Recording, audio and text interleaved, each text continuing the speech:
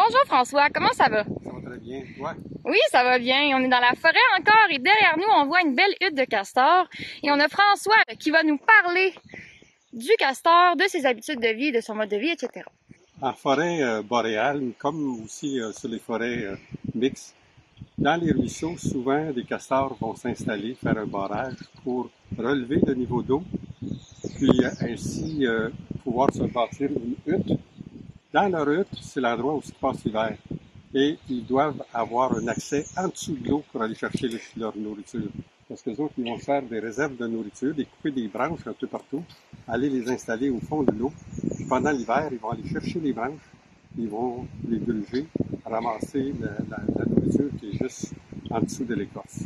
Et quand il y a des huttes comme ça, et là, en fait, lorsqu'il y a des castors dans un milieu, c'est quoi les avantages pour la faune et la flore? Ce qui est un avantage important, là, c'est la diversité des habitats dans un milieu.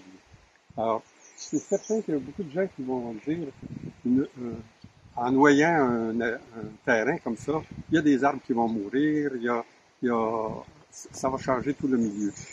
Mais ça va apporter un nouveau milieu qui est important pour d'autres espèces, comme par exemple les salamandres. Mais il y a plein de vie aquatique dans un étang comme ça. C'est bien entendu un endroit où est-ce qu'il y a beaucoup d'insectes qui vont profiter du milieu aquatique, mais il y a aussi beaucoup d'oiseaux qui profitent du fait qu'il y a de la nourriture et puis il y a des insectes. On sait que maintenant, avec les grands champs agricoles où est-ce qu'on répand des pesticides, il n'y a pas beaucoup d'insectes. Tous les oiseaux insectivores sont en diminution, comme les hirondelles en particulier. Mais ici, on a vu des hirondelles qui étaient capables de chasser et recueillir des insectes au vol. On a vu des hirondelles, puis on a même vu une maman cerf avec ses deux petits fans. Oui, elle, c'était pas les insectes qu'elle cherchait. Non. C'est un nouvel habitat qui va être utile aussi, qui va être partagé. Les cerfs vont pouvoir manger de la nourriture ici sur le bord, mais aussi les orignaux. On a vu des pistes d'orignaux tout à l'heure. Alors, c'est un habitat qui est favorable à une diversité d'espèces. Ah ben, merci beaucoup pour cette belle capsule. Merci. Yves, ce que tu es en train de nous dire, c'est que dans un milieu comme ça, on a une faune aviaire, si on peut dire ces termes-là, qui serait très différente de ce à quoi on peut être habitué en ville ou en forêt. Oui, c'est ça. Là, on est dans ce qu'on pourrait dire une autre palette de couleurs, là, parce qu'on a un milieu qui est très spécifique. Alors, on a une faune, elle est spécifique, qui va être attachée à ça, qui a besoin de milieu aquatique, qui a besoin de chicots en abondance pour nicher, il y a beaucoup de qualités disponibles. C'est quoi un chicot au juste? C'est des arbres morts qui sont encore debout. Et puis souvent, ils ont des qualités qui ont été faites par les pics. Puis plein d'oiseaux les récupèrent comme des nichoirs. Puis, vraiment, on donne accès.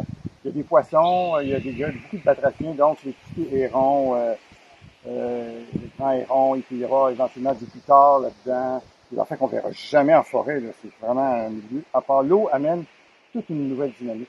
Fait que pour les passionnés d'oiseaux, là, ça pourrait être bien de venir faire un tour dans la forêt de la Seigneurie ici. C'est vrai pour les oiseaux, c'est vrai pour les mammifères. Il y a des micro-mammifères qui sont associés au milieu humide. Des mammifères plus importants comme la loutre qui sont associés à ces milieux-là. L'eau amène tout ce cortège floristique et faunique qui n'a rien à voir avec la forêt mature, la forêt dense, là. Un plan d'eau ouvert comme ça, là, on est dans un autre monde.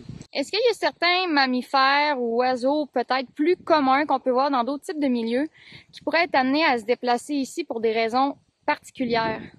Pour une alimentation particulière ou pour chercher un refuge particulier? L'orignal aime bien les plantes aquatiques, ils vont en trouver ici, il y a plein de mammifères. Pour de l'eau aussi, en période de sécheresse, il y a une abondance d'eau. Il y a des plantes qui sont des nourritures importantes pour les orignaux, entre autres.